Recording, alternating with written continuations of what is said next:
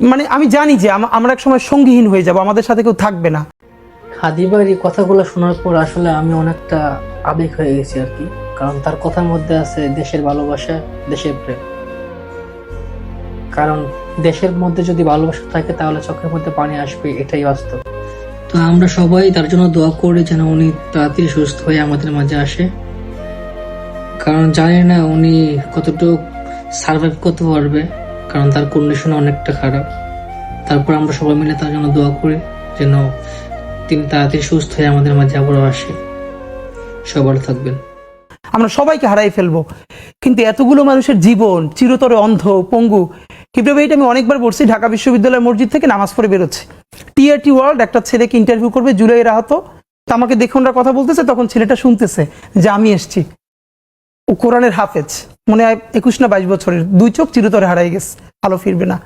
তো আমার কাঁধে হাত রেখে বললো কি যে হাদি ভাই, আমার সপ্তাহখানেকের জন্য আমার একটা চোখে একটু আলো ফিরিয়ে দেওয়া যায়।